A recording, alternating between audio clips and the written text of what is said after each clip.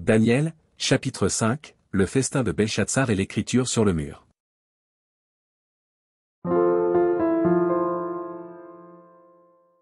Le roi Belshazzar donna un grand festin assez grand au nombre de 1000, et il but du vin en leur présence. Belshazzar, quand il eut goûté au vin, fit apporter les vases d'or et d'argent que son père Nebuchadnezzar avait enlevés du temple de Jérusalem, afin que le roi et ses grands, ses femmes et ses concubines, s'en servissent pour boire. Alors on apporta les vases d'or qui avaient été enlevés du temple, de la maison de Dieu à Jérusalem, et le roi et ses grands, ses femmes et ses concubines, s'en servirent pour boire. Ils burent du vin, et ils louèrent les dieux d'or, d'argent, d'airain, de fer, de bois et de pierre. En ce moment, apparurent les doigts d'une main d'homme, et ils écrivirent, en face du chandelier, sur la chaux de la muraille du palais royal. Le roi vit cette extrémité de main qui écrivait. Alors le roi changea de couleur, et ses pensées le troublèrent, les jointures de ses reins se relâchèrent, et ses genoux se heurtèrent l'un contre l'autre. Le roi cria avec force qu'on fit venir les astrologues, les chaldéens et les devins, et le roi prit la parole et dit aux sages de Babylone, quiconque lira cette écriture et m'en donnera l'explication sera revêtu de pourpre, portera un collier d'or à son cou, et aura la 3e place dans le gouvernement du royaume. Tous les sages du roi entrèrent, mais ils ne purent pas lire l'écriture et en donner au roi l'explication. Sur quoi le roi Belshazzar fut très effrayé, il changea de couleur, et ses grands furent consternés. La reine, à cause des paroles du roi et de ses grands, entra dans la salle du festin, et prit ainsi la parole, ô roi, vis éternellement. Que tes pensées ne te troublent pas, et que ton visage ne change pas de couleur. Il y a dans ton royaume un homme qui a en lui l'esprit des dieux saints, et du temps de ton père, on trouva chez lui des lumières, de l'intelligence, et une sagesse semblable à la sagesse des dieux.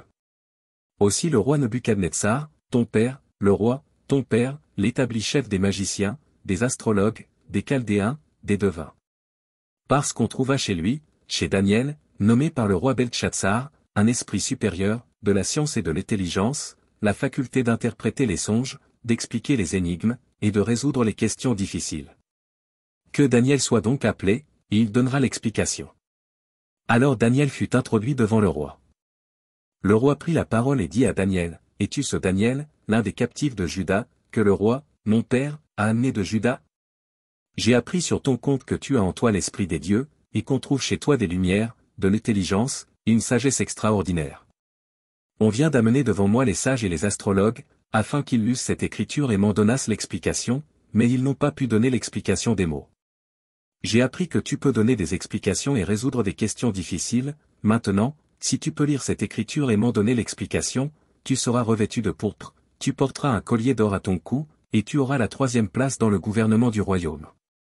Daniel répondit en présence du roi, garde tes dons, et accorde à un autre tes présents, je lirai néanmoins l'écriture au roi, et je lui en donnerai l'explication. Au roi, le Dieu suprême avait donné à Nebuchadnezzar, ton père, l'empire, la grandeur, la gloire et la magnificence. Et à cause de la grandeur qu'il lui avait donnée, tous les peuples, les nations, les hommes de toute langue étaient dans la crainte et tremblaient devant lui. Le roi faisait mourir ceux qu'il voulait, et il laissait la vie à ceux qu'il voulait, il élevait ceux qu'il voulait, et il abaissait ceux qu'il voulait. Mais lorsque son cœur s'éleva et que son esprit s'endurcit jusqu'à l'arrogance, il fut précipité de son trône royal et dépouillé de sa gloire.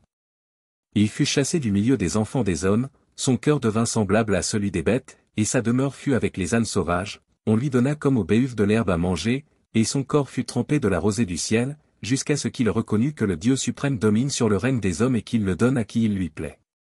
Et toi, Belshazzar, son fils, tu n'as pas humilié ton cœur, quoique tu susses toutes ces choses.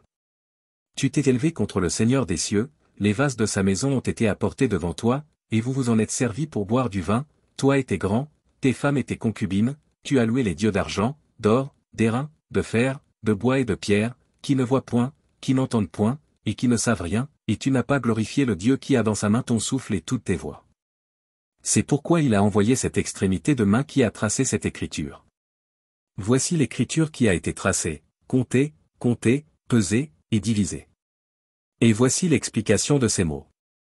Comptée, Dieu a compté ton règne, et y a mis fin. Pesée, tu as été pesé dans la balance, et tu as été trouvé léger. Divisé, ton royaume sera divisé, et donné aux Mèdes et aux Perses.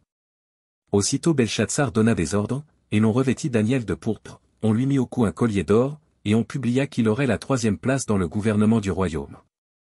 Cette même nuit, Belshazzar, roi des Chaldéens, fut tué.